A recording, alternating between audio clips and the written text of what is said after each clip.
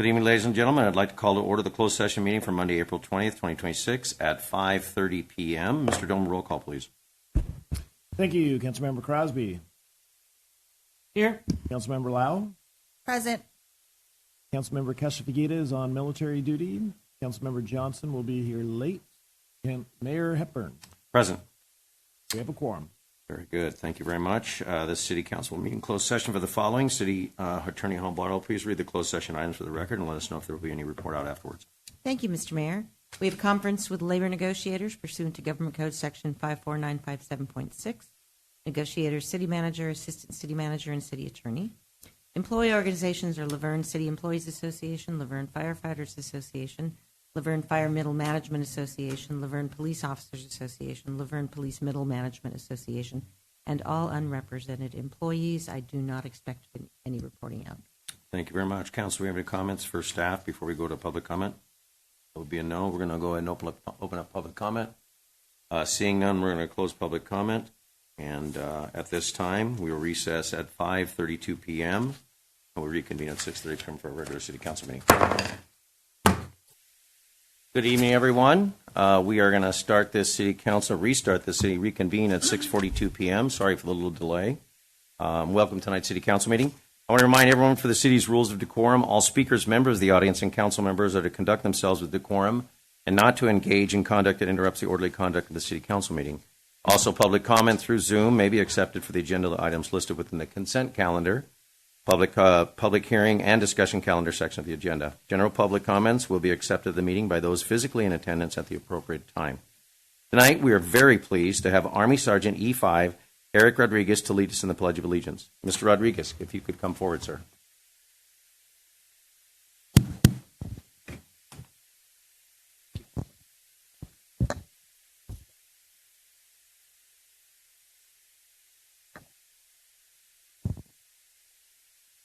How you doing? My first time, so a little nervous, but so for all active military, veterans, and those in uniform, please salute when we start the Pledge of Allegiance. Ready? Order. Arms. Begin. I pledge allegiance to the flag of the United States of America, and to the republic for which it stands, one nation, under God, indivisible, with liberty and justice for all. Order. Arms. Mr. Rodriguez, if you can stay there for a second, please.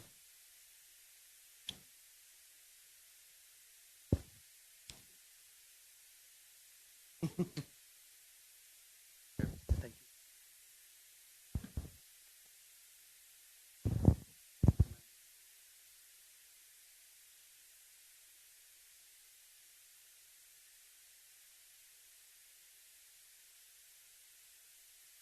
First of all, thank you for your service to our country. We do appreciate that. We try to get everyone from previous military or active military to do our Pledge of Allegiance, so we really do appreciate you. Also, where's Commander Maria from the Band of Brothers, VFW Post 12034. We do appreciate that. City Laverne Certificate of Recognition presented to Eric Rodriguez. This certificate is presented on behalf of the Laverne City Council to Army Sergeant E5 Eric Rodriguez with sincere gratitude and appreciation for your dedicated service to our country. We truly appreciate that, and thank you very much. Thank you.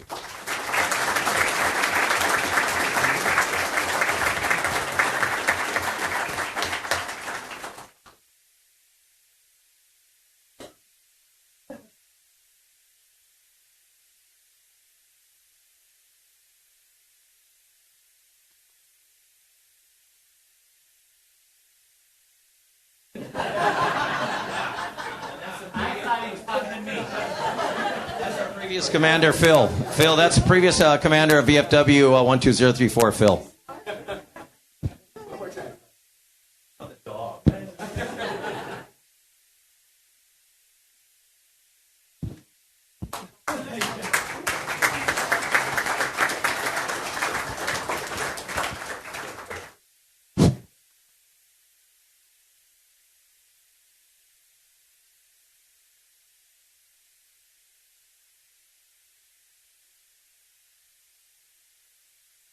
Thank you guys very much. Mr. Domer, roll call, please. Thank you, Mr. Mayor. Councilmember Crosby. Here. Councilmember Johnson. Present. Councilmember Lau. Present. Mayor Pro Tem Kashapagita is on military assignment. Mayor Hepburn. Present. Well, we have a quorum, sir. We have a quorum. That's what counts. Tonight we have two presentations. First is the Damien High School ice hockey team recognition. I wonder why you guys are here, huh? A lot of green in the house. We like that. We like green. We love green. The varsity ice hockey team competed in the Anaheim Ducks High School Hockey League during the 2025-2026 season in the Division III Ridge Conference, which consisted of 11 teams.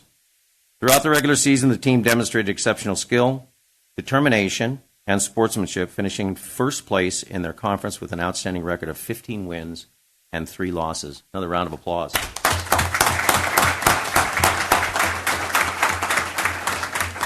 Advancing into the playoffs, the team continued their impressive performance and secured the Division III Ridge Conference Championship. Following their conference victory, Damien advanced to the Anaheim Ducks High School Hockey League Commissioner's Cup Final, where they faced the Division III Valley Conference champions. With a decisive victory, the Damien High School ice hockey team captured the Commissioner's Cup Championship. This historic achievement marks the first time in Damien High School history that the hockey program has earned the title of Commissioner's Cup champions, representing an extraordinary accomplishment for the players, coaches, school, and community during the 2025-2026 season. Another round of applause.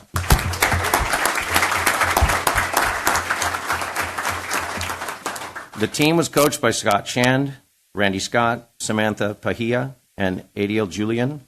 Team manager is Amber Conway. Will Coach Adele please come forward? Oh. It's our own.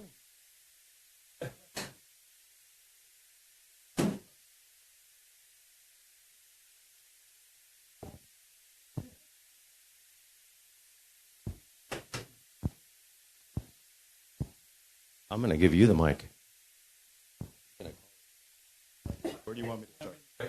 I'll start in the middle. All right. Well, good evening, everyone. My name is Adele Julian. I'm a police corporal here with the city of Verne. But more importantly, I'm one of the coaches here with Damien Ice Hockey, along with Coach Shan and Randy Scott here and Sam Pahia, who's not here. Again, thank you to the city council members, the mayor, as well as all our distinguished guests. But more importantly, I'd like to introduce the team in a bit, but this is a culmination of a very long season of sacrifice, not only for our players, but for the parents and all the travel and everything else. So again, congratulations to everyone, and thank you very much for having us.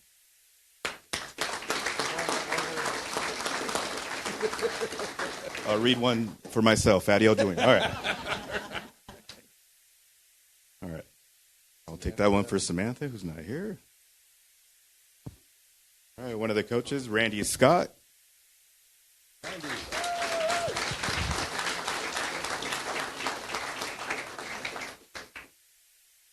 Our head coach, Scott Shand.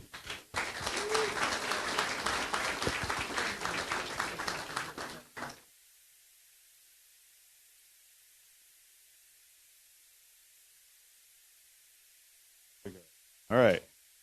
We'll start with Aiden Solibio. Ashton Pahia.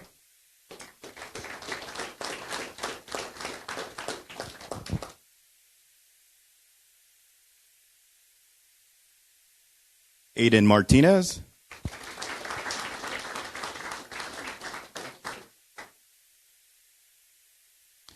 Benjamin Berry.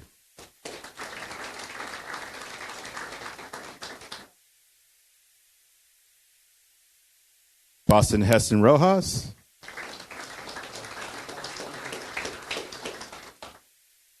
Carter Barlow is not here. He could not make it. Connor Rieger.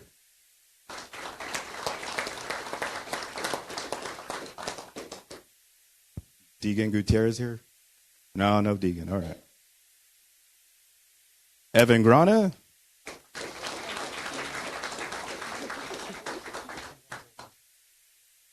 Jack Donaldson.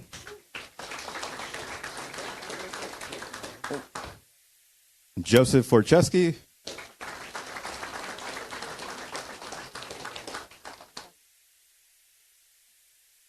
Joshua Del Rio.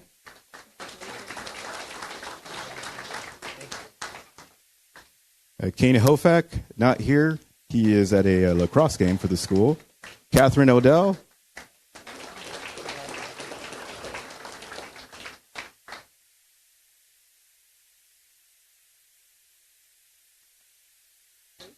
Mayor, I want to apologize for this one in advance. Mateo Julian. There's always one.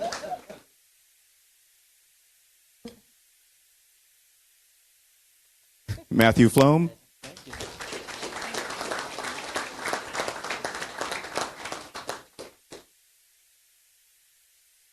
Mason Conway here? No Mason Conway. Michael Ingram.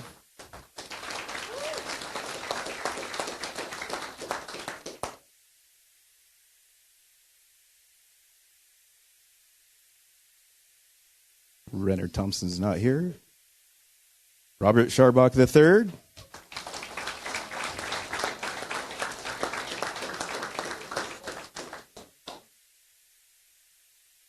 Brian De La Fuente is not here.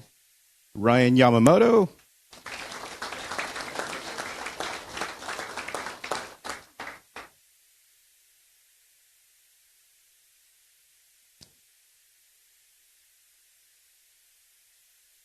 And Sisu Landeros.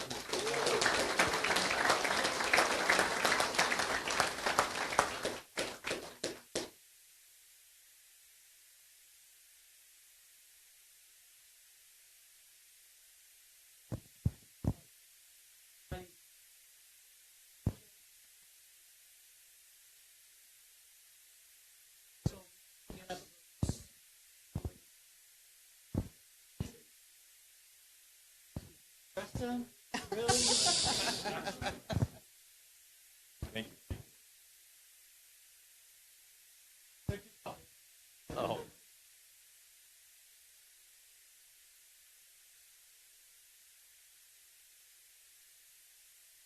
Okay, everybody fill in. Tall in the back, not as tall in the front.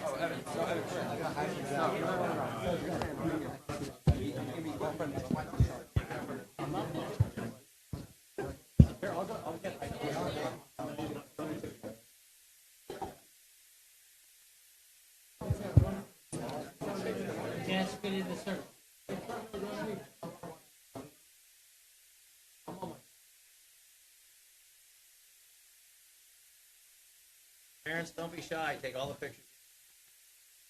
I'll go in and out after.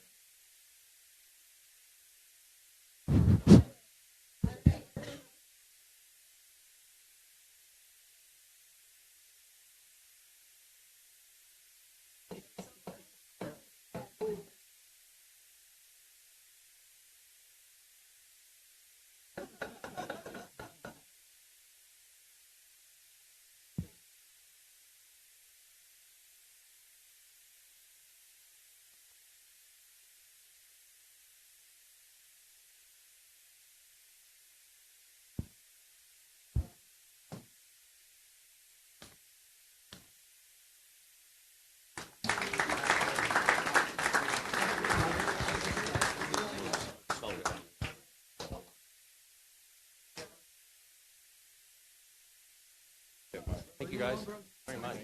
Thank you. Thank you guys. Congratulations.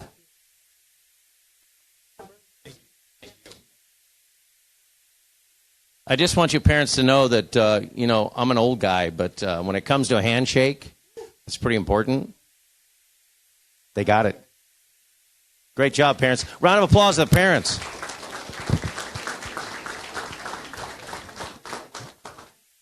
You know, the thing about sports and youth sports is the fact that your parents are involved. And really, hey, guys, ladies, give your parents a round of applause, too. They really deserve it.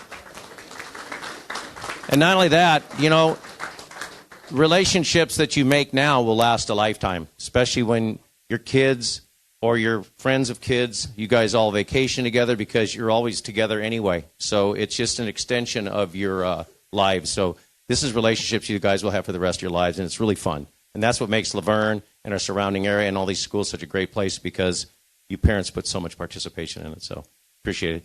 And all of us here do the same thing, and that's why we decided to become elected officials, the fact that we really love the community, but we really love the kids, we love our schools. So you guys did an awesome job. So congratulations again to Damien Ice Hockey. Great job.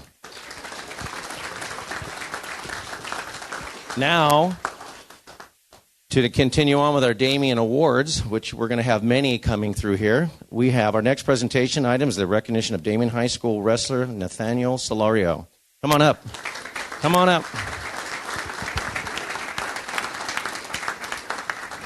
You look sharp, by the way. I like that. Damien High School freshman Nathaniel Solario had the most successful season in school history. He finished the season with an outstanding overall record of 49 wins and 4 losses, showcasing his dominance on the mat. Congratulations. A round of applause.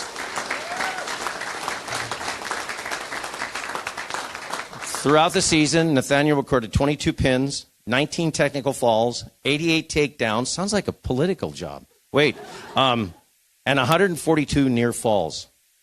His achievements include becoming the 113-pound baseline league champion, earning the title of 113-pound CIFSS champion, and securing a third-place finish at the Masters tournament in the 113-pound weight class. Congratulations.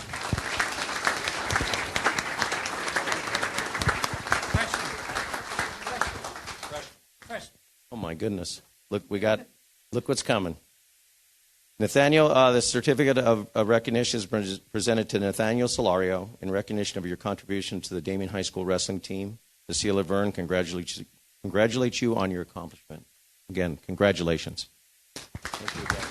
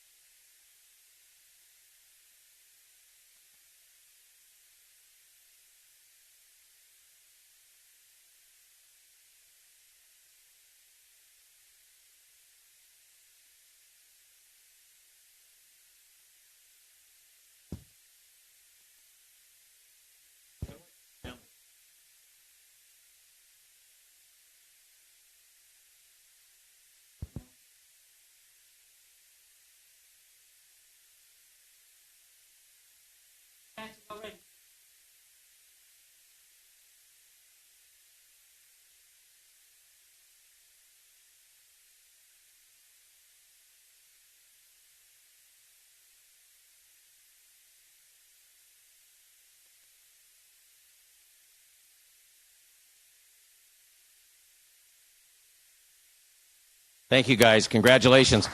Okay, Damien, you guys can go. Everybody go. We got a council meeting to do. I'm sure you want to sit for this. I'm sure you do. In and out's right across the street, so.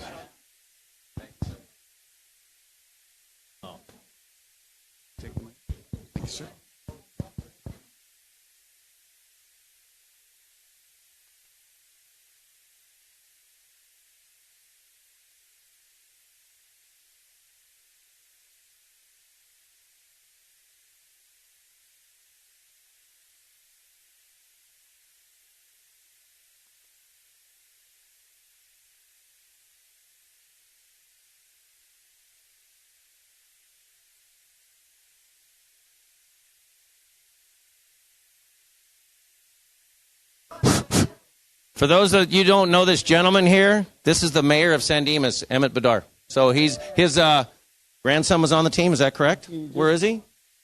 There he is. Anyway, we have great relationships with all of our cities surrounding, especially the city of San Dimas. Thank you, Emmett. Thank you, guys. Thank you.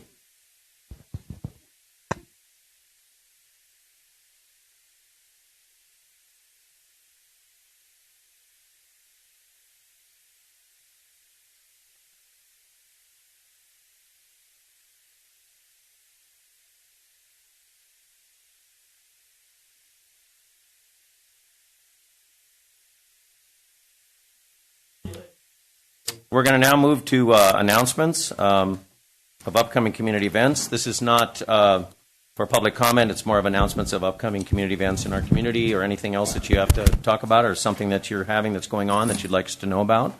I do have one card. I have Sherry Best. Come on up.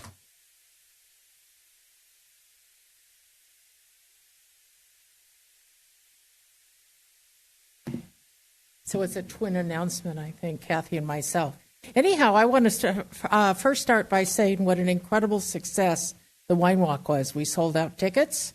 We had 13 very busy volunteers from the Laverne Historical Society who helped with the registration. We had a blast. It was great fun.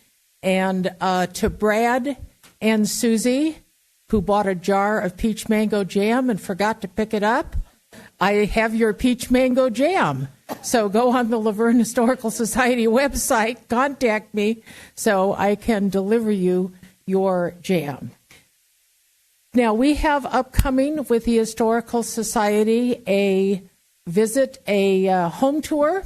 This year, we're going to tour my house, which is both a Bronze Marker and Mills Act house.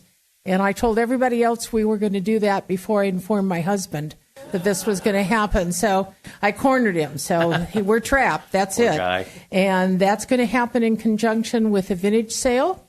And that's going to be the 30th of May from 10 in the morning till 3 in the afternoon, and maybe a little later if we have more people coming in to take a look. So come take a look at our 1908 Craftsman Victorian Transition House and visit us. Buy a plant, buy some vintage items, help out the Historical Society. Buy some jam. Buy some jam. We'll be selling jam, You have jelly, extra T-shirts, peach. books. We know that. And yes, we won't be sold out by peach by then. Sell it Kathy? again. And of course, I'm here to remind everybody to renew your memberships, because memberships do help us continue with our programming, maintain our truck, all the different things that we do for the community. So please do that. It's $20 for individuals, $25 for families, and $200 for lifetime. And you get Sherry's awesome newsletters 6 times a year. And plus, sometimes we're going to have maybe some discounts for members, and we're working on some things to make it even more enticing. But join us now, or renew your membership now, please. All right. Thank you. Thank you very much. Thank you. Anybody else has any announcements? Josh, come on up. Chamber of Commerce. I apologize. I forgot to fill out a speaker card. We know who you are. I don't know if that's a good thing or a bad thing. It's a good thing. Let's call it a good thing right now. Hi. Good evening, council, city staff, those tuning in at home. Just have a couple announcements on behalf of the Laverne Chamber of Commerce. First and foremost, I want to remind and invite everyone to join the Laverne Chamber and San Dimas Chamber to celebrate the incredible educators who make a difference in our community at the Laverne and San Dimas Teacher of the Year Awards. It's a great opportunity to show your support and be a part of a special evening. We filled with celebration, connection, and recognition. Tickets are admissions $20 for general entry, $10 for students with IDs. You can purchase tickets at the Bonita Center for the Arts.com, or you can get additional information or sign up to be a sponsor by contacting Sylvia at info@sandimaschamber.com. It's going to be Monday, April 27th, so it's never too late, from 4:30 to 6:30. Additionally, want to tell people we have our Level Up Luncheon. It's going to be on May 6th. It'll be at the Wade Davis Executive Room at ULV campus. It'll be from 11:30 to 1 p.m. Our guest speaker is Carla Sandoval. And I also want to remind people of our Sunrise Social at Tacos La Villa on May 20th. That'll be from 8:30 to 9:30 in the morning. Thank you. Thank you, Josh. Appreciate that. Any other announcements? Mr. Swain, and then Chief, you're next.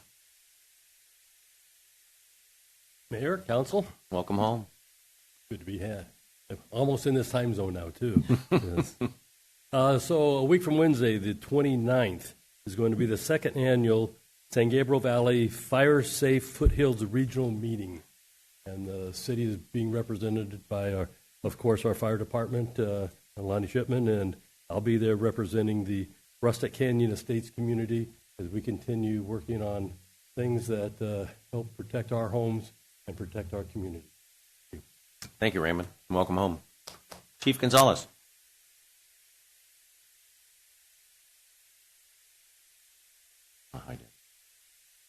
Good evening, council and city staff and council members. This Saturday between 10 and 2, we're partnering with the DEA, and we'll be doing a drug take-back event. So bring your old expired medication, no liquids, no syringes, but we'll take any old medication. I thought you were going to that's say, expired. bring your old drugs. Yeah. Any old medication. They are drugs. Bring it by the station, and we'll be collecting it and ensuring it gets disposed of properly. Thank you, Chief. Appreciate that. And that's on our social media page on the city website. Are you going to put that up? Thank you. Any other announcements? With that, we're going to close announcements. Wait, Council, any comments or announcements to make before I close? Public comment. We'll close. City Manager, do you have any announcements? I do not, Mr. Mayor. Thank you. With that, we move to our consent calendar. All items on the consent calendar routine will be enacted by one motion unless a member of the City Council or a member of the audience requests separate discussion or just wants to make a statement on one of the items. Council, before we do that, we did have a closed session. I do apologize. Did we have any reporting out of our closed session? No, Mr. Mayor. The council gave direction in closed session. Thank you very much. With that, Council, any request to pull an item?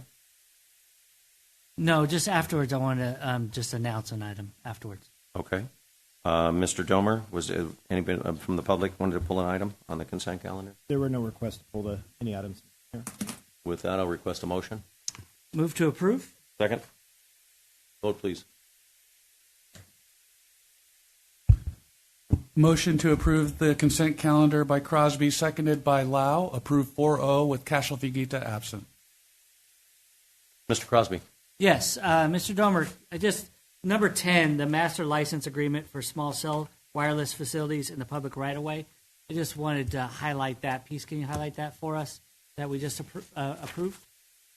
Sure, thank you for that. As the council is aware and some public, earlier this year we had a update on connectivity and making sure that in other places in Laverne, specifically in North Laverne, that we have better cellular connections. So this is a step in that right direction. It was the approval, thank you for approving it, of a master license agreement.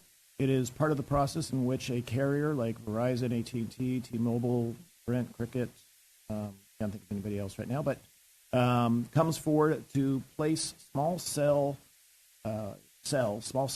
on streetlight and other poles or other city infrastructure. So they enter into a master license agreement. That action was to approve the template, delegate authority to me. So we do know that Verizon is on the docket looking to get about 5 to 8 different small cell. So now that this is passed, I will contact them tomorrow. This will include about 2 or 3, and I'm trying to get a few more up in the North Laverne area, which will help with the connectivity up there. So it is a really good step in increasing the broadband and cellular connectivity throughout the city. There has also been a tremendous amount of boring going on through Baseline and the area, and it looks like they put in some big underground J boxes. Is that for the fiber infrastructure also? We have talked about that. I believe it is. I'm not sure if it's Yeah. connected with the Verizon. And I don't think it is, but it looks like the infrastructure is being put in, and they've been. And then we do have that MOU that the council approved last year with Crown Castle for the Rapid Connect, and that's just a short cut into the street going up Wheeler to Golden Hills and then east on that. So hopefully with this action also that will get them partnering with one of these cellular carriers to, again, increase the connectivity. It's getting very tiring to put 3 hangers from my closet, stick it on my head, and walk through the backyard with my cell phone. Yeah, yeah. The only place that you have coverage in North Laverne is the little spot between Wheeler and Golden Hills, just before the golf course open field is, and then at the bottom of Esperanza, just about the time you hit down the crest of Esperanza and the first house there, that's pretty good coverage. Other than that, there's nothing in between. It's really bad. So we look forward to that, and if we could please get an update on that each week, either on the website or on our city website, if we could do that, please. Public hearing. We have, tonight there are 4 public hearings. The first one is to consider an increase in the paramedic fee for fiscal year 2026-27 from $670 to $690. I'd like to open up the public hearing and ask the city manager, please call forward a staff member who will be reporting on this item. Thank you, Mr. Mayor. Council, I'd like to bring forward Senior Accountant Isabella Guzman to provide this report. Good evening, Isabella. Good evening, Mayor, council members, and members of the public. I am here to present the annual review and proposed adjustment to the paramedic service fee for fiscal year 2026-27. So a little bit of background. Back in 1980, Laverne residents made a vital investment in public health by approving Measure GG. That measure established the paramedic service fee, which is a funding mechanism that guarantees residents access to advanced life support and emergency ambulance transportation without direct out-of-pocket expenses. While billing insurance is now a standard practice, the paramedic fee remains critical, as it supports staffing, operations, and ensures continuity of care in times of need. What started at $1.75 per unit per month in 1981 has gradually increased in accordance with rising costs and consumer price index. As of today, the fee is $6.70 per month. This year, we are recommending a modest 3% increase from $6.70 to $6.90 per month. This adjustment aligns with CPI limits and is projected to generate an additional $31,432, bringing the total paramedic fund revenue to a little over $1 million. But it's important to highlight, even with this increase, the paramedic service fee will still only cover around 7% of the department's total operating budget, which are projected at $16 million, and of that, $3.3 million are the paramedic costs. With this increase, we remain within CPI guidelines and continue protecting our community's health without placing a disproportionate burden on residents. The adjustment is modest, strategic, and necessary for the sustainability of our emergency response services. Staff respectfully recommends that the council adopt the resolution adjusting the monthly paramedic service fee from $6.70 to $6.90 effective July 1st, 2026. Thank you, and I'm available for any questions. Thank you, Isabella. Appreciate that. I'm going to open up public comment right now. Anybody wish to speak on this item? That would be no. We're going to close public comment. I see nothing on the board. Bring it up to the dais. Any council members, comments? Crosby? No, I just think this is a great investment for our residents. $6.90 a month for paramedic services, and where there no cost comes to our residents. There is they do charge your insurance, but if you don't have insurance or there is no cost to the actual resident for paramedic services. I do not see this in many cities, and really feel that our city is beneficial. So thank you to the elected officials back in the day to actually propose and bring this. I know this doesn't pay for our paramedics and how much that is, but it is a great thing for our residents. So thank you. Thank you, Councilmember Crosby. Councilmember Johnson. Yeah, a 20-cent increase, I'm fine with that. Services that we get, it's well worth it. Councilmember Lau. Thank you. I think this is impressive. I think about when my dad had to be taken by ambulance in another city that was not Laverne, and the cost that they were hit with after that occurred is starkly different than when I had to use the ambulance back in 2021. So I'm grateful for it, and I don't think a 20-cent increase is anything too dire to ask for, and I think it benefits our community. Thank you very much. I do also agree that this is a very good thing to have. Unfortunately, the cost of doing business has outpaced the actual what the fee actually covers now. We're actually at $3 million, and originally in the personnel in 1981, it was $718,000, and that's also at the time the fire department also had some, volunteer fire program. So probably something we need to look at down the road. Seriously look about it as far as if there are increases to be done. As Councilmember Crosby said, this is no charge to the residents. It's just a fee that we pay, and it's something that's very important. With that, I'll take a motion. Second? Second? Vote, please. Item number 11 on public hearings. Motion by Lau, seconded by Johnson. Vote was 4-0 with Castle-Figuita absent. Very good. Okay. Our next public hearing is making CEQA exemption determinations and approving, setting, and providing the annual cost increases to affordable housing development impact fees. It's exciting stuff, guys, but it is very important. It's a lot of reading, but it is it's necessary. I'd like to open the public comment hearing and ask the city manager to please call forward the staff member who will be reporting. Thank you, Mr. Mayor. I'd like to bring up management analyst Andrea Blockinger. Oh, man. And then we also do have some of the consultants online that will also speak up. Andrea, I'm just bringing in Kuda. Yes. Thank you. All right. Well, good evening, Honorable Mayor, City Council, city staff, and residents. This evening, we are presenting our proposed updates to the city's affordable housing linkage and in lieu development impact fees. Our affordable housing fees have not been updated in over 2 decades now, and we're in dire need of updating. Per recent California law, nexus studies are now required when cities update their development impact fees. The nexus study conducts a detailed analysis to develop the maximum justifiable fee rates a city can implement, and it commonly requires the use of an outside consultant to develop.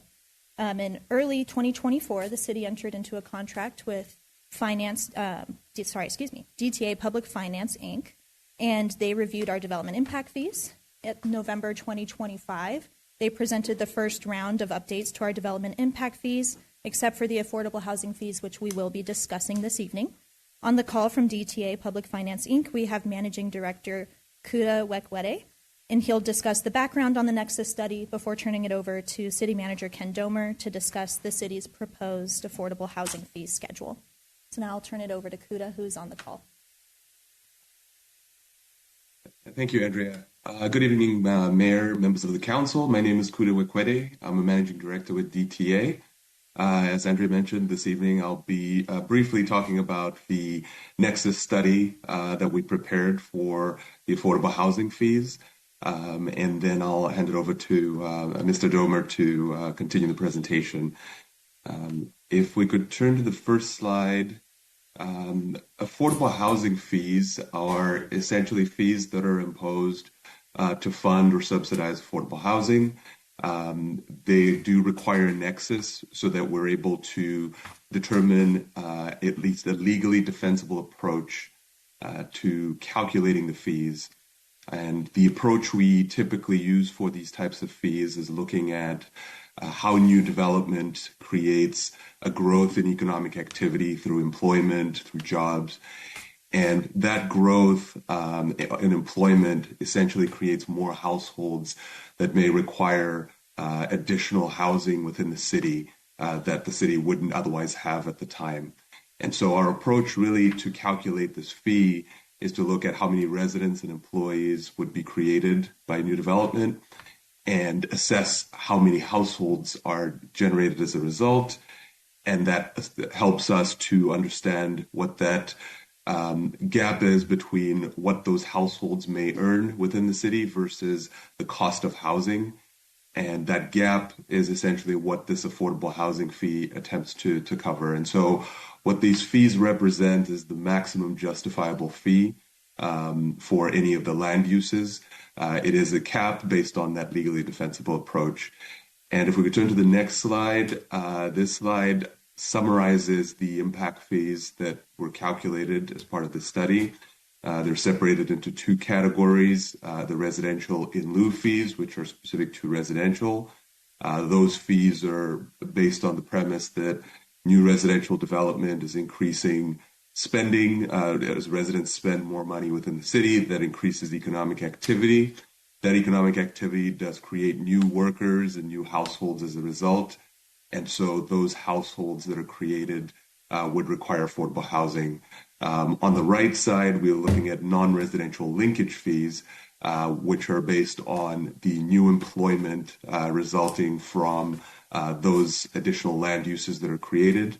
And that new employment then creates additional households in the city for fees that would need additional housing as a result. And so the fees are calculated for both residential and non-residential on a per square foot basis. And that summarizes sort of our approach for the study. So I'll hand it over to Mr. Domer, who will further describe the implementation component of this fee. Thank you, Kuda. Yes, Council, as you see on the current slide, you have the maximum justifiable fee as explained. Here, can go to the next one. This next slide is the proposed affordable housing fee schedule, which is substantially less. One of the issues is that the city is following Assembly Bill 602, which, as was explained earlier, is a requirement that cities now conduct a nexus study for all development impact fees at least once every 8 years. I do like to say and applaud staff that we actually have jumped on this early. It was only passed a couple of years ago because, as Andrea explained earlier, some of these fees had not been updated or looked at or had a nexus study in over 2 decades or so. So we wanted to make sure that as we work with our development community and look at, the future of Laverne, that we, get these things and we get the nexus studies done.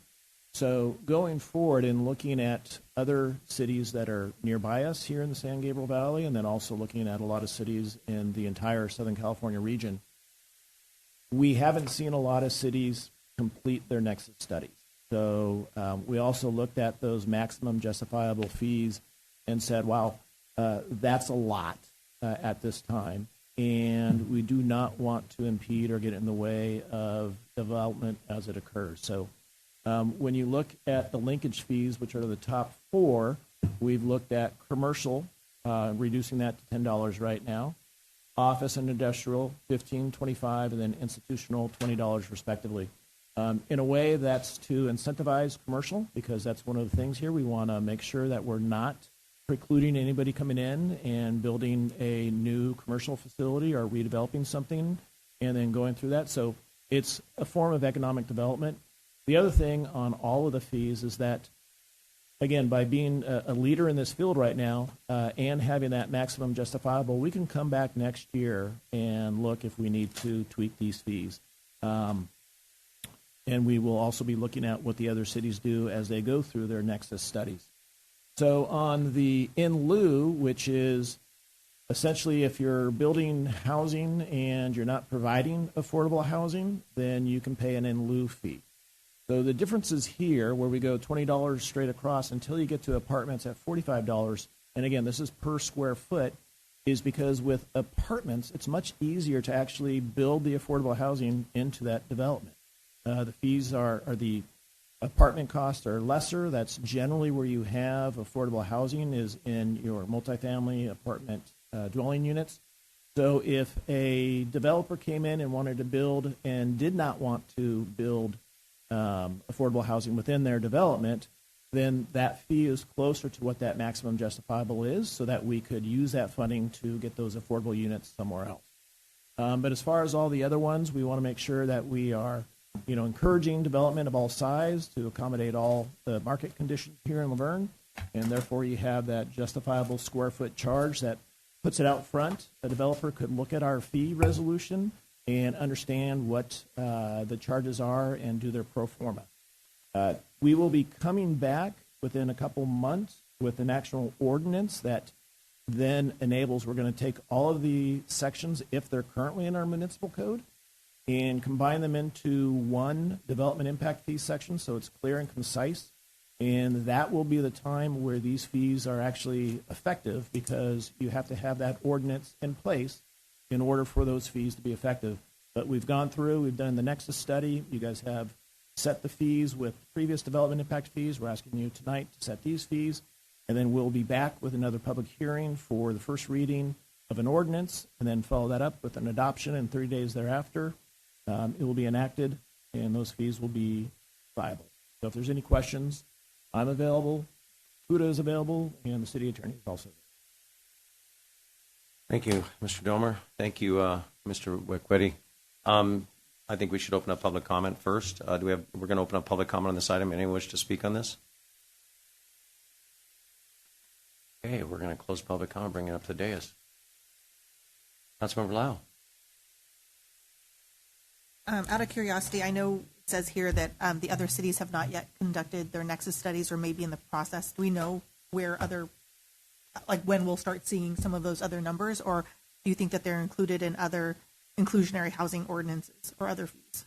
That may be a good question to CUDA, but I do know that, Okay. this was enacted, I think, maybe less than 3 years ago. So So relatively they new. still have another 5 years after this to go through it. And some other cities may have had some of the studies we saw, they had done some earlier in like the 2017 to 2020, done some nexus studies. So they may be waiting a little bit to get into it. And so, like you said, everyone has to do a nexus study as part of this? So then Yes. eventually we will see what. Absolutely, yeah. Okay. Every city in the state will have to do a nexus study at least once every 8 years. And then in terms of changing the impact fee from is it year to year that council can determine that, or is it once every 8 years based on the nexus analysis for that time period? The maximum justifiable based on the nexus study is set at that higher limit, so the city council could come back next year and within that maximum justifiable, reset and increase it or decrease it. It's the council's decision. Based on whatever Yeah. the facts are at that time. Okay, thank you. Councilmember Crosby. Thank you. I really like that we're getting our city aligned, especially early on, so that makes sure that we are following and that we don't want to be the city that charges the most. We want to encourage developers to still work with our city and bring in, especially the commercial building that you highlighted as well. We also don't want to be the least, where we want to make sure that we find that real smooth, sweet spot, as Councilmember Lau states, is where we need to be. And us giving you the maximum allowance then allows our city to be flexible and be able to do that. So I really appreciate this resolution to be able to do that. Just a little bit on that flexibility.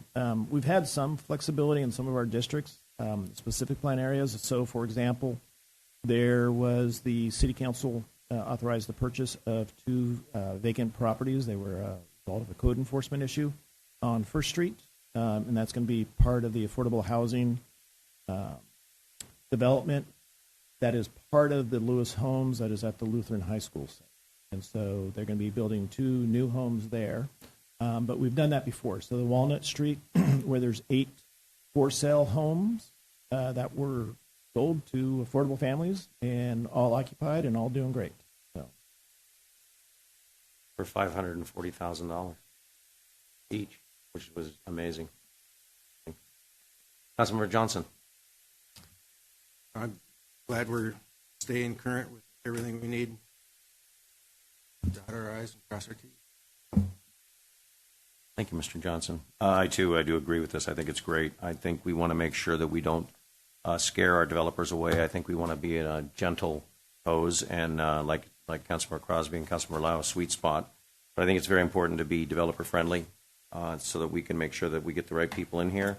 Then we can negotiate as they come in, negotiate contracts, and we do have a few pieces of property that have been deemed to be high residential apartments, and we really want to get those done. But and I can understand why some of the cities haven't done this, because SB 79, all these different rules have been changing, and the cities are just faced with so many different changes, the RENA numbers, regional housing numbers, and all this other stuff. So I'm just glad to see us moving ahead with it. We can always adjust them, and we can always make them where they are or be even more competitive. But I appreciate it, Mr. Weddy. I appreciate your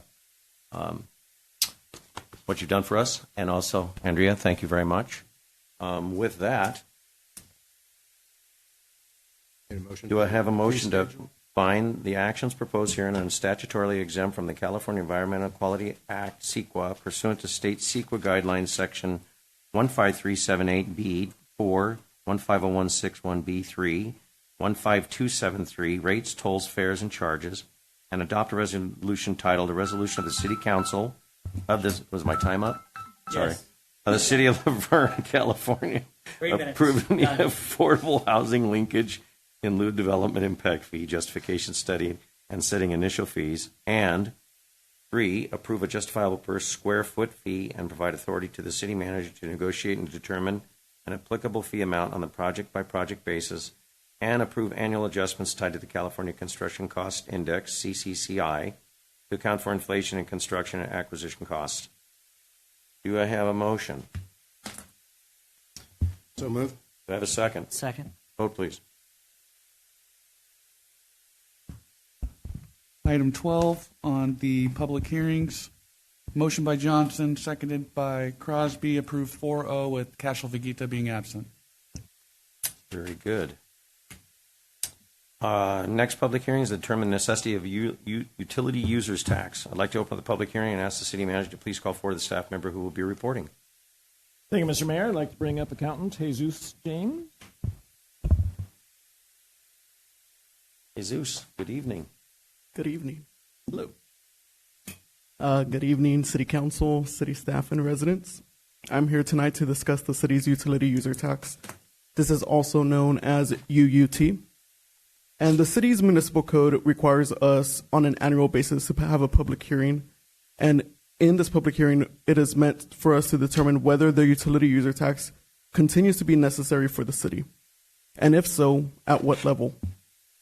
To clarify, tonight's public hearing is not for the council to be voting on whether we're increasing or changing the tax rates, but rather if it continues to be a necessity for the city. We hope that this public hearing will provide city council, staff, and residents an opportunity to discuss the needs, the current rates of the utility user tax. Currently, as the city imposes a 6% tax on both electrical and gas consumption, and a 5.75% tax on telecommunications. The city also does offer a 3% rate, reduced rate available for income-eligible residents, senior housing complexes, mobile home parks, churches, private schools, and nonprofits. Revenues collected from this UUT go directly into the general fund, and from there are used to support essential city services. UT is the third largest tax revenue source for the general fund, and since its adoption has proven to be a stable and reliable revenue source for the city. For the upcoming fiscal year 2026-2027, UT revenues alone are estimated to provide roughly $3.9 million for the general fund. The $3.9 million is projected based on analyzing historical data as well as information from our UT expert consultants. Considering the detrimental impact it would cause city operations if UUT were to be removed, it is recommended that the City Council approve the collection of the utility user tax at the current voter-approved rates. Thank you, and I'm available for any questions. Thank you very much. We're going to go ahead and open up public comment on this item. Do we have anybody for public comment? That would be no. We're going to close public comment, bring it up to the dais. Councilmember Lau. I don't have any other comment other than to say I'm in support of it. Obviously, it's much needed revenue source for our city to run, and in light of where we are with our budget, I don't see how we could not.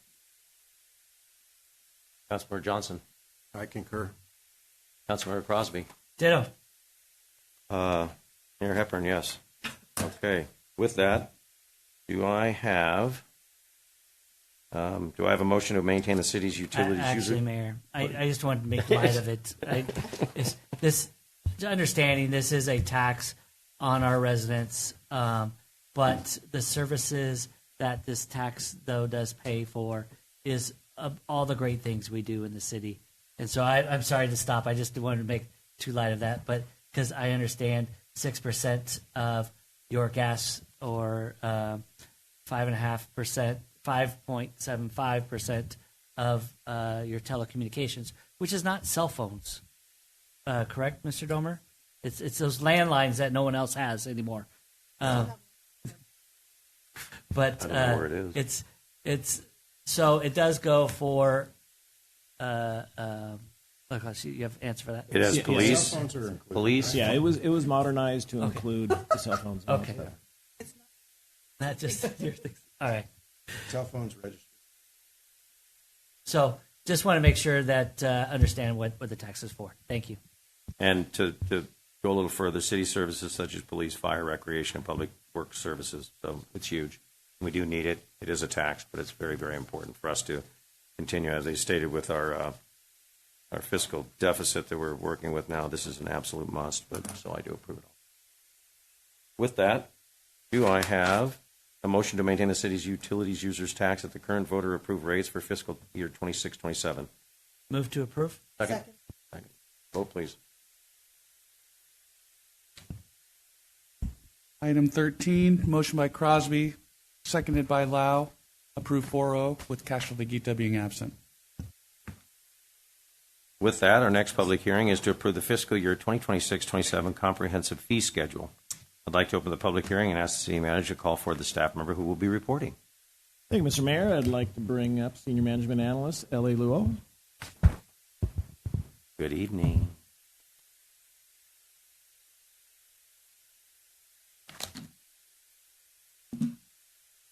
Good evening, Honorable Mayor, City Council, and City staff. Tonight we're presenting the proposed updates to the city's comprehensive fee schedule for fiscal year 2026-27. This annual update ensures our fees reflect the actual cost of providing services, comply with current regulations, and support our long-term infrastructure needs.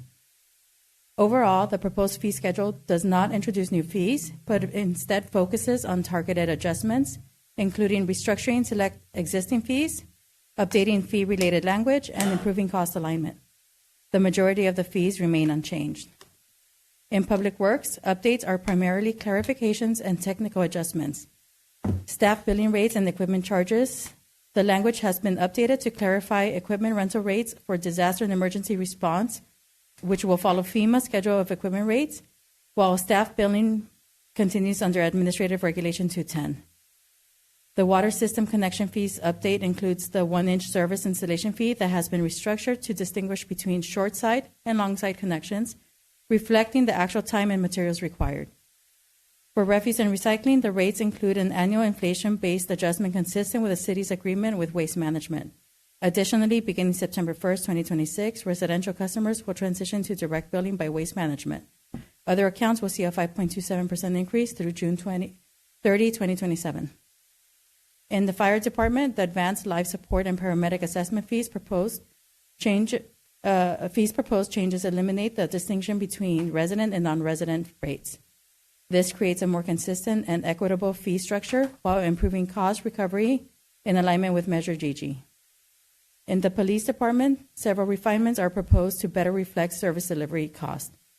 For overnight parking permit renewals, the renewal structure is being formalized based on whether a site visit is required. $50 for the second and third year renewals, and $100 for the fourth year when the site visit is necessary. For false alarm response fees, the schedule is updated to introduce a 6th and subsequent response fee of $250 within the 365-day period. This aligns more closely with the city's estimated response cost and remains consistent with neighboring jurisdictions. The vehicle release fees have been consolidated into a single category, eliminating separate charges for abated vehicles and simplifying administration. The clearance letter fee is proposed to increase from $15 to $40 to better reflect staff time and align with regional averages. Lastly, the proposed schedule restructures appeal-related fees. Appeal fees are moved to the other fees category for consistency. Separate fees are established for appeals to the Planning Commission, Development Review Committee, City Manager, and City Council. These fees are designed to recover the administrative, legal, and noticing costs associated with processing appeals, ensuring that these discretionary costs are borne by the applicant rather than the general public. Staff recommends approval of the resolution to adopt the updated 2026-27 comprehensive fee schedule.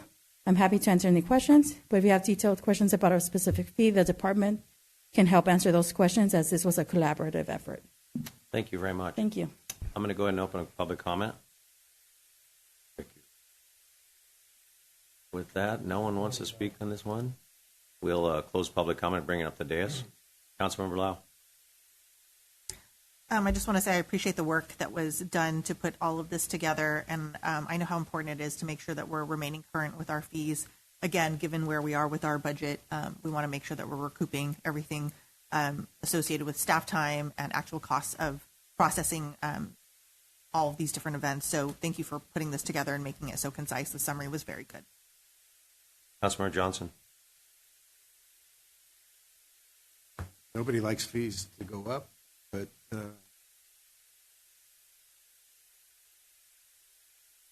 make these fees equitable. Thank you. Councilmember Crosby. I really did appreciate the red lines to make sure that we saw all where the changes were made, so thank you very much. One of the pieces I want to make sure, the waste management fees are going up slightly, but comparison to the other cities around, we are still one of the lowest for our trash.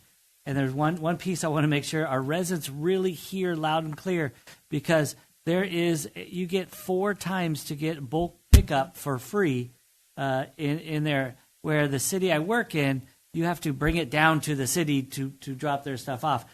So our city here, working with Waste Management, really do appreciate it, so that if you do have bulk items, you can call them and they will schedule a pickup and pull that out, and you get that 4 times before any fees ever start on you as well, too. So thank you. Thank you, Councilmember Crosby. I appreciate staff's time on this, and I do like the red lines. I always like to see what it was. Then you have a clean sheet when it's all done. You guys did a very good job. I never like to charge too much, and obviously we charge a fee for what is the cost of doing business, which is extremely important. And as we've been going since City Manager Domer came on board to reevaluate all of our departments, but also all the fees we charge. And it's very important to stay up with the fees. That keeps our general fund to a certain level where we're charging what it costs to do service, and we're not charging too much, but we're charging what it costs so that we're not basically absorbing costs, which we can't be doing these days. So great job on staff. I really appreciate that. With that, do I have a motion to adopt the resolution titled Resolution of the City Council of the City of Laverne, California, replacing Resolution number 25-68 relative to certain fees and policies for services provided by the City of Laverne?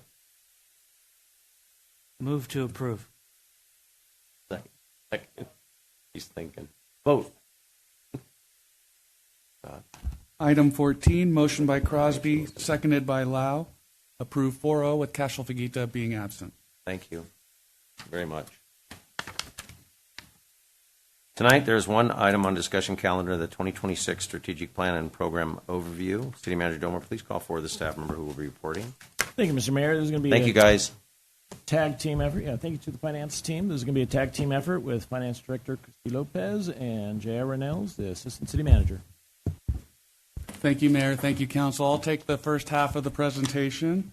The city's annual strategic planning session was held on February 7th, 2026, where the council, executive team, and members of the community came together to reaffirm the city's organizational priorities, while also evaluating emerging issues that could impact long-term stability and service delivery. The session began with a comprehensive finance presentation, which provided an overview of the city's fiscal condition, including structural challenges and long-term obligations.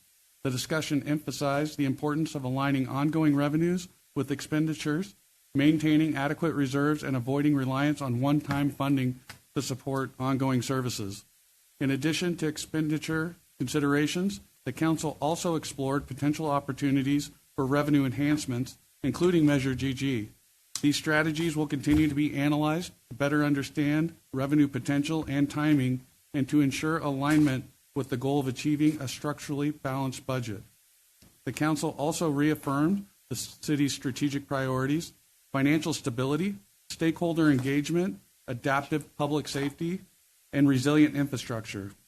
In support of those priorities, each member of the executive team highlighted key accomplishments over the past year, demonstrating measurable progress and continued alignment with the Council's policy direction. The report also incorporates findings from the 2025 Community Survey, which provides valuable insight into resident satisfaction and priorities across areas such as public safety, infrastructure, quality of life, and economic vitality. These results will help inform ongoing evaluation of city programs and services.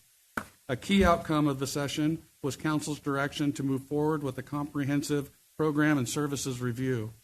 With that, I'll turn it over to Christy Lopez, our Finance Director, to walk through the program review and analysis.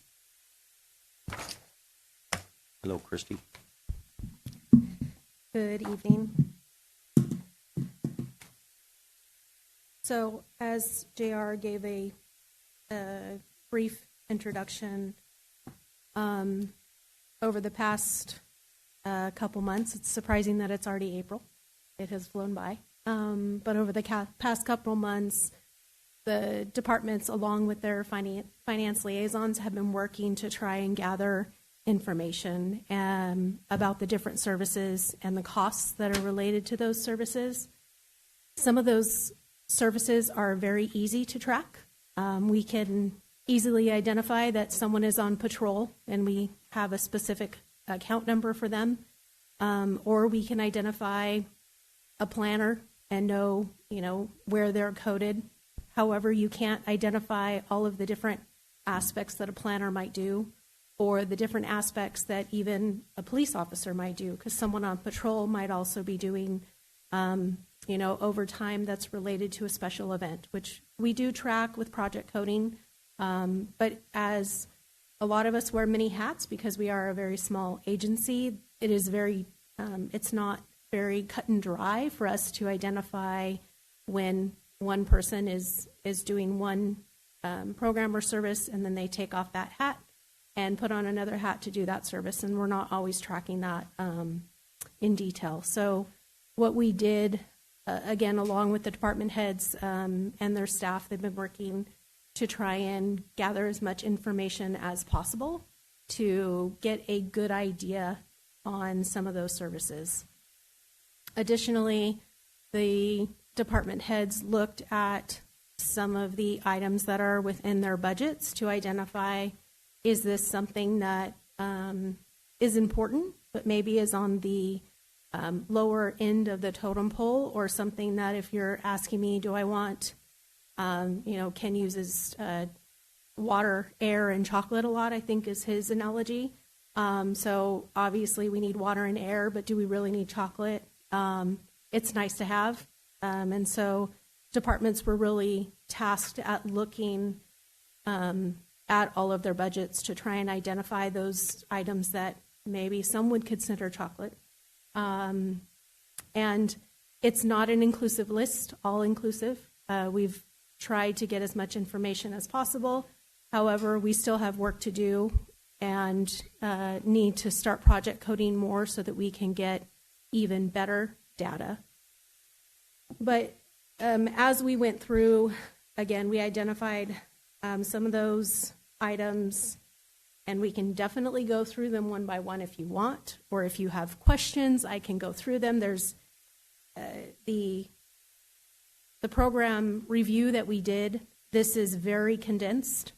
It was probably about 20 questions, so the spreadsheet is quite large. We condensed it into item categories that really we felt were important to share with you, but we can 100% share the entire review if you'd like to see that. This is going to be used as a tool that we can use with our budget, building our budget for 26-27, again, and along with your direction. And members of council, this is during the strategic planning session, we introduced this, and I think we had 7 or 8 or 9, 10 programs on there, maybe a little bit more? Or? Yeah, probably. Okay. And the direction at that time was to, let's put more on there, let's look at a lot of things. So that was the challenge to our departments to put everything on there. It's not that, I'm going to look at it and recommend it for a cut. That may come, but this is to, again, start identifying where are those programs and services. At the strategic planning session, we had passed out I think it was a page and a half or maybe a back and forth of a sheet of all the different programs and services just in the line item. And, one of the members of the public commented like, wow, I didn't know the city does so many different things. And we do. And the city has endeavored to do as much as we can for our community. And we've done a great job, and the goal is to always do that. But we're also facing those fiscal constraints, realities. And so this is following your direction, putting together a little bit more information about what's mandated, what's not, what are some of the costs, are they cost recoverable? Items on there, for example, animal control. And you think, okay, well, yes, we need to provide animal control, but is the general public, does somebody want to pay for somebody else to have a dog? Or maybe that should be for the license to be and to pay more on the license. So things like that we're looking at. And as we develop the budget over the next, very quick, this is April, May 18th, I think, is the first First study session First is May study 18th. session? Yes. We have less than a month now to bring all this stuff back to you, and it is my challenge to make it a balanced budget. Questions? Is there a public? Yeah. Let's open up public comment on this item. I know you're all clamoring for that mic. Okay, we're going to close public comment. Mr. Crosby.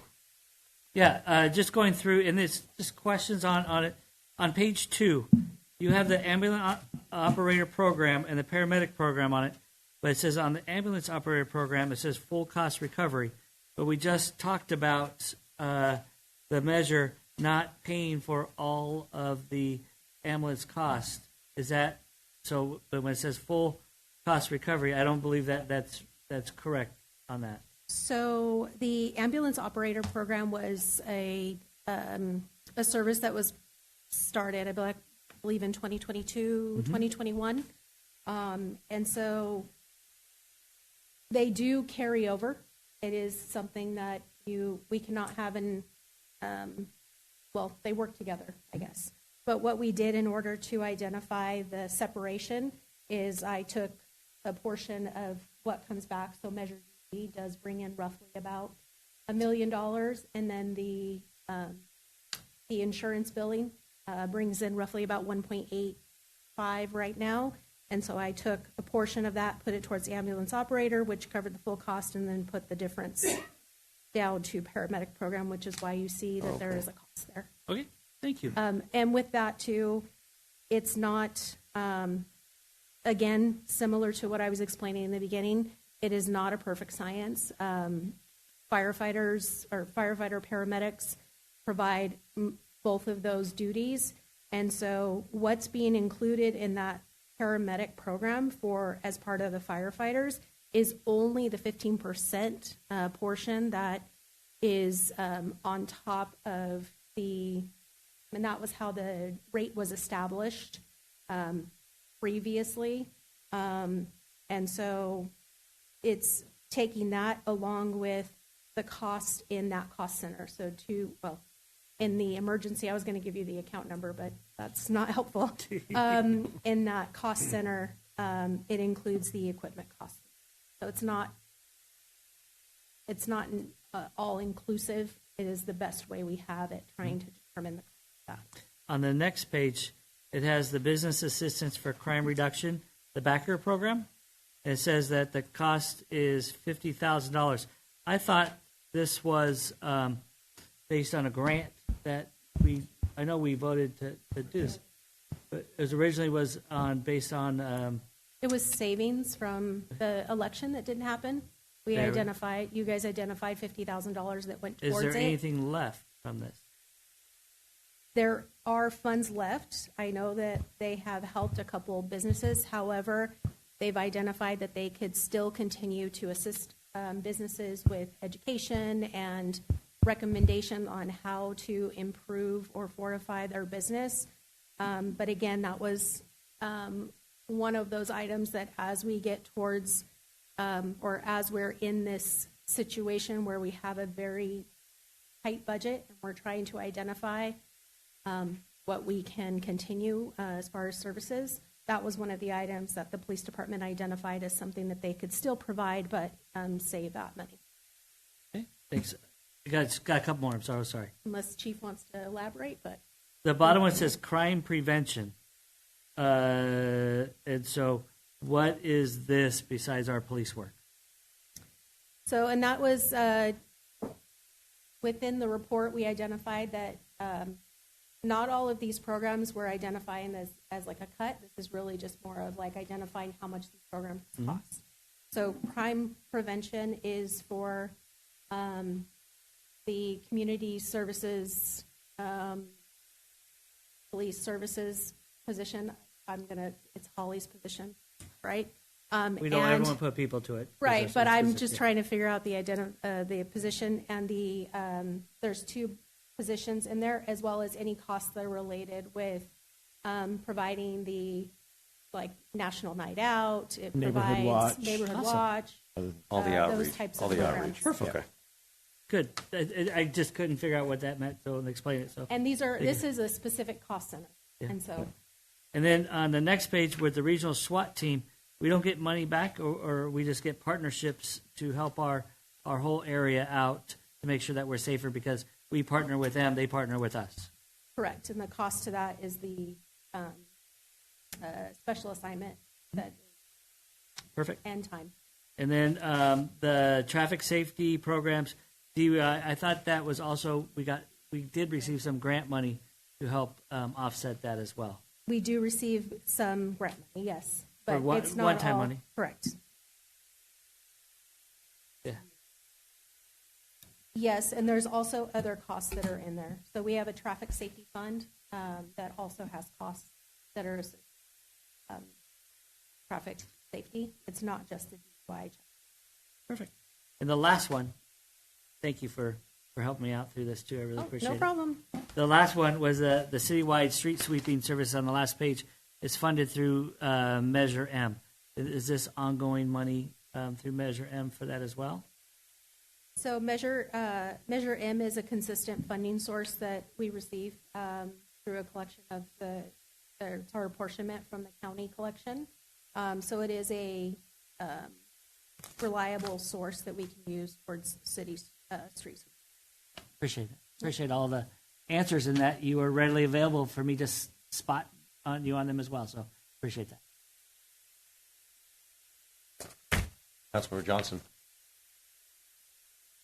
Nothing to add at this point. Councilmember Lau. So I have some general questions. I'm looking at some of the resources that we used during our strategic planning session back in February. So the program decision tree asks, questions: is this program mandatory? Is it relevant? Is it a priority? Should another organization deliver this program? And so we did identify some of the things that are currently listed on here as potential programs that should be done by somebody else because it's not maybe the most cost efficient with us. So where is that analysis TBD? Is it coming? Because there's a lot of things on here, but I also think there's a lot of additional maybe background information that might be helpful to know. So is that in the works? We do have that information. It was just a very large spreadsheet, I think 11 by 17. It was still very small, and we were struggling to read it. So I can definitely share it with you guys. So I guess my question is, this is for further direction from us about where to go. So, Correct. Yeah. So then what would be helpful to me would be identifying, we've got revenue generating, which I would say those are keepers because they're making us money. Ones where we have the opportunity to actually recover all costs makes sense. Partial recovery, okay. How can we get it to full if possible? And then those ones, yeah, and how much is partial? Is partial like 10% or 85%? And then for those that are no cost recovery, there are other benefits that may stem from that particular pursuit or that particular program. So where it says like general community benefit, and I'll just point out the 4th of July parade and show. The cost of the general fund after cost recovery is $60,000. And I don't know that people know that. So I'm just going to make a shameless plug now and a shameless plug later. Please sponsor the 4th of July parade and fireworks. And I just want to correct that. That does not cover the fireworks, and it does not cover the parade. That is purely staff time.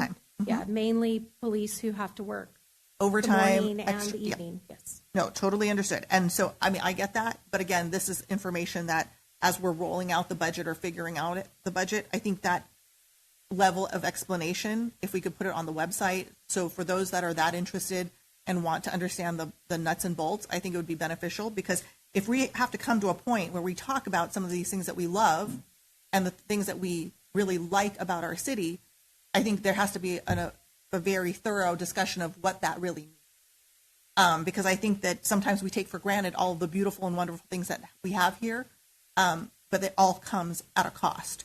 So if we can maybe provide, more information than just general community benefit, because I would argue that the 4th of July parade and show brings people into the city, exposes them to maybe businesses they haven't seen.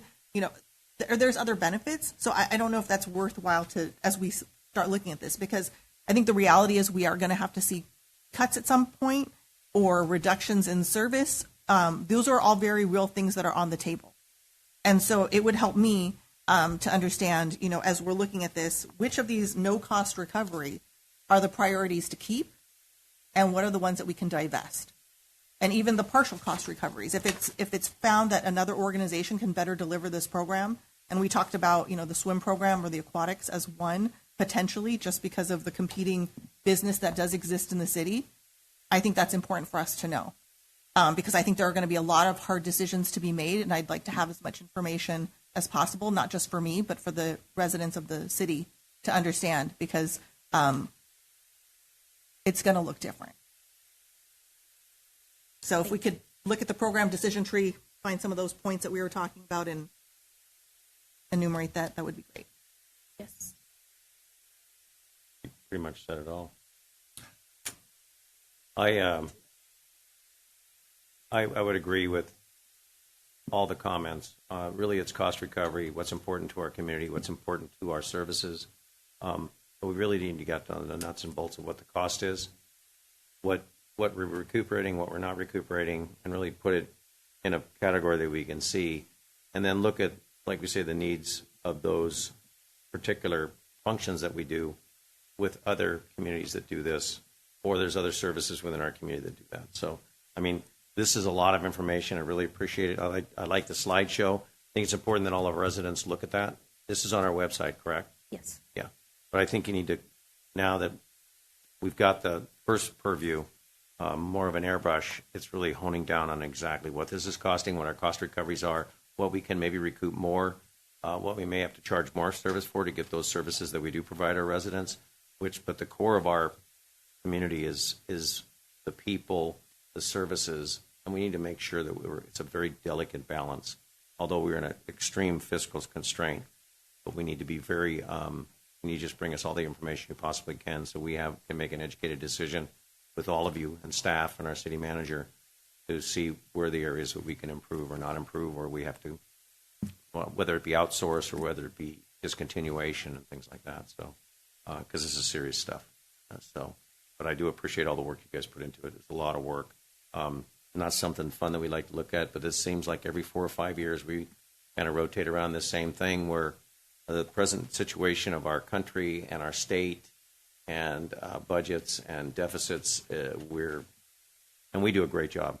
We do a great job on our grants. We do a great job with our elected officials.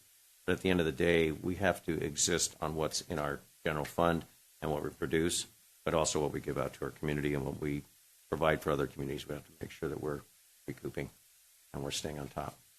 And I do appreciate all your staff, every single department. This is not easy, but we do appreciate the time and we work as a team. Yeah. So, and Mr. Mayor, just another, the Finance Commission is going to be meeting here in these chambers on Wednesday at 6:30 p.m. So that's another opportunity for residents to come here, get a little bit more information, different information, but it's a way to keep in tune with what's going on with the city and our finances. very important. Thank you. With that, is there a motion to receive and file a report summarizing the February 7th, 2026 strategic planning session, provide continued direction to staff regarding expenditure reductions necessary to achieve a balanced budget, and provide direction on potential revenue strategies, including further evaluation of options to be considered as part of the upcoming budget development process and the city manager recommended budget. Is there anything else we want to add to that? No, I think feel that direction was provided, and using the decision tree to help guide us. So I will move to receive and file. Second. Vote, please. Item 15, motion by Crosby, seconded by Lau, approved 4-0 with Cashel Figuita being absent. Thank you all. Appreciate all the input and help. There's no other business tonight, so as we'll move on to public comments. It's the time set aside for anyone wishing to address the City Council on items not listed on the agenda, but within the subject matter jurisdiction of the City Council. The Brown Act prohibits the City Council from engaging in discussion on any item not on the posted agenda. Your concerns may be referred to staff or placed for discussion at a later date. With that, at this time, we're wishing to speak and come to the podium. Mr. Swain.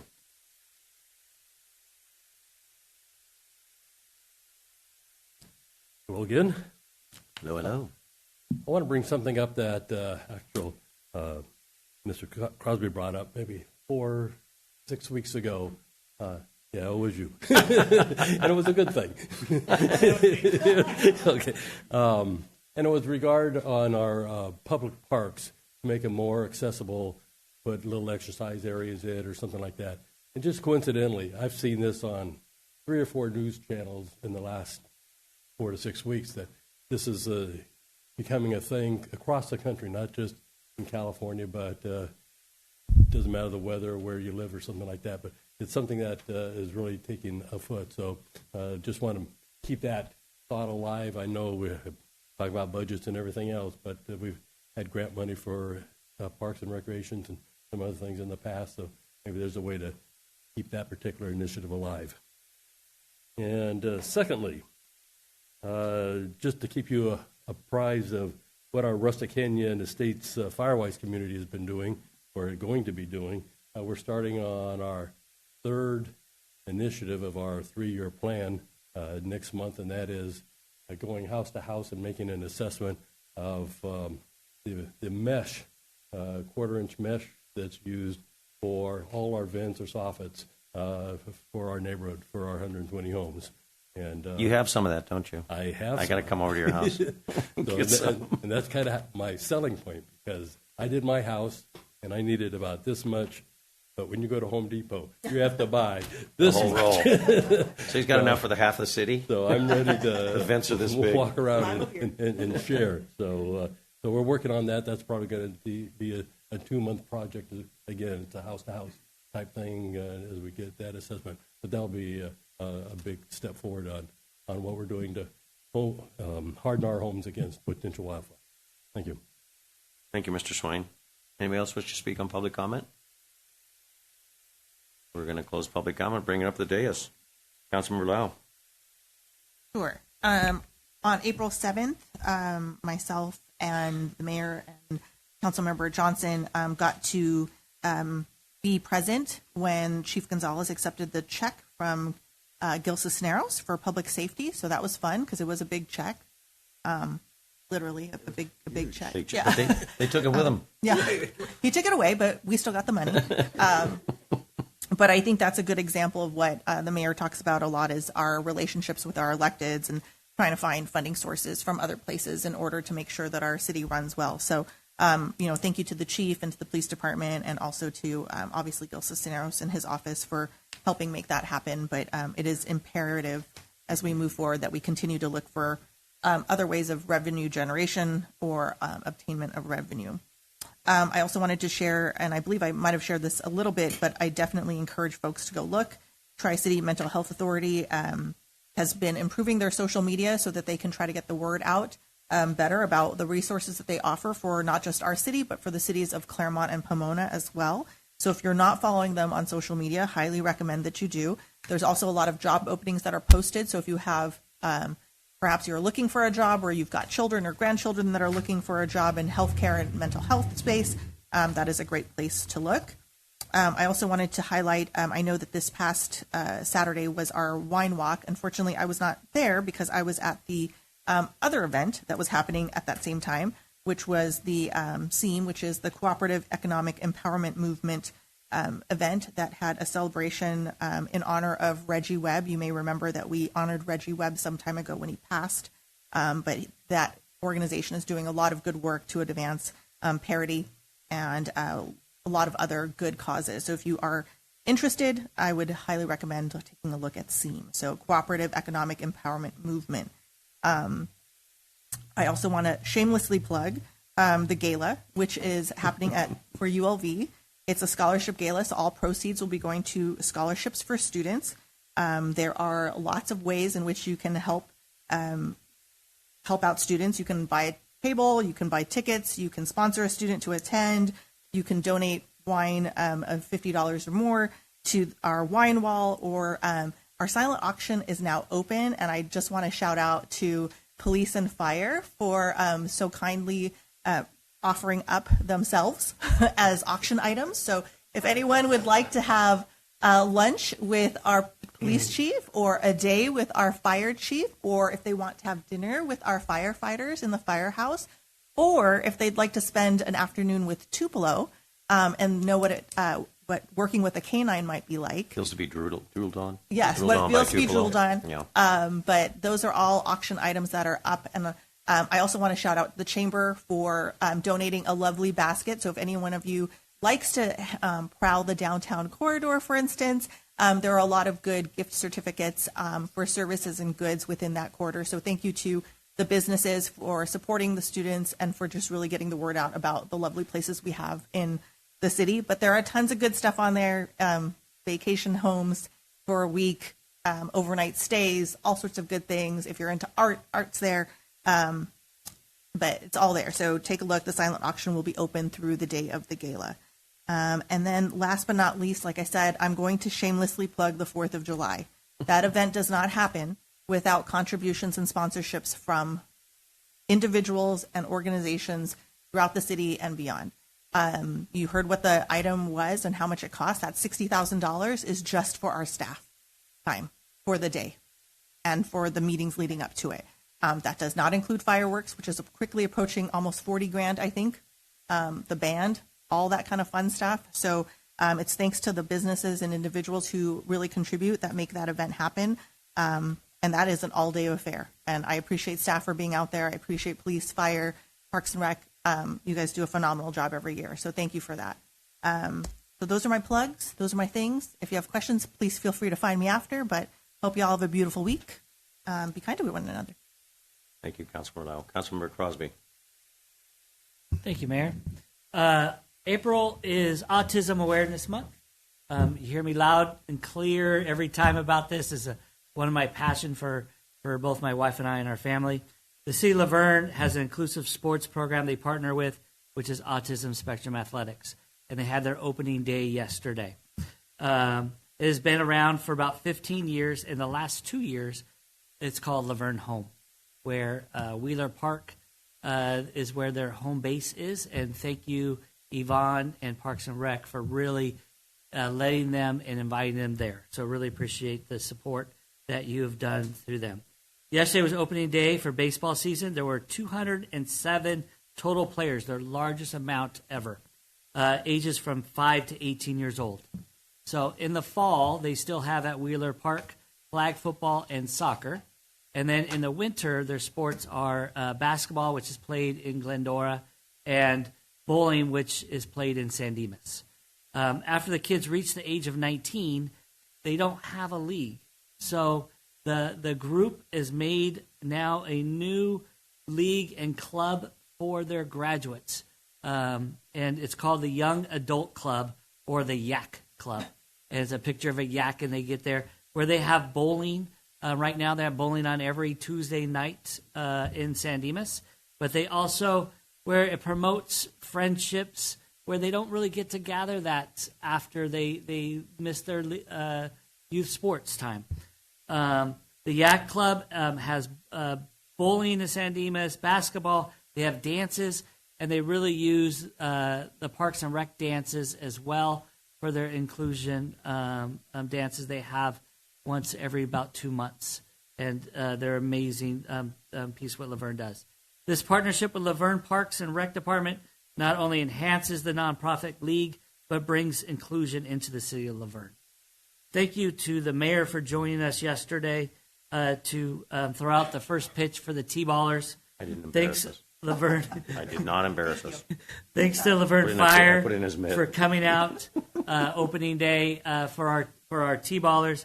And then thanks for Laverne Police Department. They came out to the minors and then came back for the majors and juniors group and handed out stickers to all of them, and it just made the kids really enjoy. And it showed the families that don't necessarily live in Laverne what Laverne is about as well. So really appreciate that. And so then what I went out and did is I purchased some shirts for each council member, really allowing us to continue to have this group. So their motto is what is always what's been important always. It's where awesome and amazing happen. And so and it has the pictures of all the sports that they do. And so just really thank you. Got one for one of you. tell which one's Wendy's. Like, what do you mean? Oh, the tiny one. Oh, this is The big boy one for me. Thank you. And then, you, and then one for Cash. That's cool. Oh, where the- Yes. And that's into my. Thank you very much. Councilmember Johnson.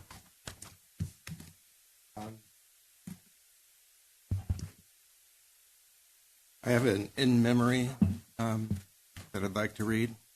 I'm not sure how many of you may have known my cousin Mark Putnam.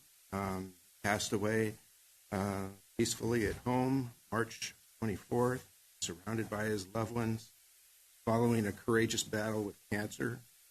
He was 74 years old, known to many as Ronnie. My uncle's name is Mark, and Mark Putnam, my cousin, went by Ronnie, middle name, because it's junior, senior, Mark. So, yeah, eliminate confusion. Ronnie grew up in San Dimas and later made his home in Laverne. He proudly served his country in the United States Army during the Vietnam War, posting in Germany. Mark is survived by his beloved wife, Shirlene Putnam, class of 1969 high school. His daughter and son-in-law, 2 granddaughters, grandson-in-law, and 1 great-granddaughter. Community mourns the loss of a fellow Bearcat and extends heartfelt condolences to the Putnam. Thank you, Mr. Johnson. Chief, Mark was a CCW. Thank you. It was a very busy weekend this last weekend. As Councilmember Crosby stated, that was a real kick. The kids had such an amazing time, and they're just so excited. And each team was brought up, and I introduced the team, and kids were so excited. And it was a really nice affair. You guys do a very, very good job, and thank you to Yvonne and also our Public Works, Parks and Recreation to give them that field, because it's just amazing what those kids get to do. And like Rick says, may go 1 inning, may go 2 innings, you're not sure. Could go 3, but usually 1. And then you have the 2 fields split, but it was cool. Everybody gets a hit, and then the last player on their team gets a home run. So it scores everybody through. So everybody gets to score every inning as well. It's just one more thing that our community really realizes, all the different children and the different people with different walks of life, that we're all inclusive here in Laverne. We do appreciate that. It was a great, great event. So your wife Marcy and was it Manny? Manny Zapata is the president of the league, and what started was his 2 boys, which got him to start it, and now his boys are coaches, part of the league, and a lot of the young adult club people are coaches afterwards as well to help out and still be part of the league. Yeah, it was great. Very nice job. Also, we had the wine walk, which was unbelievable. It was fully sold out. The line was all the way around Monero Square for at least a good hour. And I know Sherry was there at her table, and it was crazy. People were having a ball. They had a great time. The weather was just spectacular. So all the businesses did it. You were there. She wasn't drinking at all. Oh, wait. Yes, she was. We Ubered there and Ubered back. It was great. The food was wonderful. I didn't hear one complaint. The music was great. Everybody had a great time. All the businesses represented it well. So thank you to our downtown improvement district, business improvement district, and also to all our services, police, and our public works. They did a great job. The golf tournament was today. The POA golf tournament was today over at the Upland Hills. What's it, Upland? Upland? Yeah. Looked like a full crew. Looked like it was pretty much sold out, so they had a really good time. I didn't play. No, I don't. No. We sponsored, but it was a great crowd. They had a good time, and the In-N-Out truck was there. So if you have the In-N-Out truck, how could it be so bad? Yeah, it's a win. So lots of stuff. I can't remember all the stuff we had the last week, but It's just we're blessed to be in such a wonderful community like this. I know we're faced with some serious financial things, but we'll get through this as we always do. We're very resilient. We got great residents. We got great staff. We got a great council. So I appreciate everybody's input on that. We will be revisiting that very shortly. We have a few memory people that passed. My brother-in-law, Dave Willman, my sister Diana Willman, she lives here in Laverne. He passed a few weeks ago. Just in memory of him.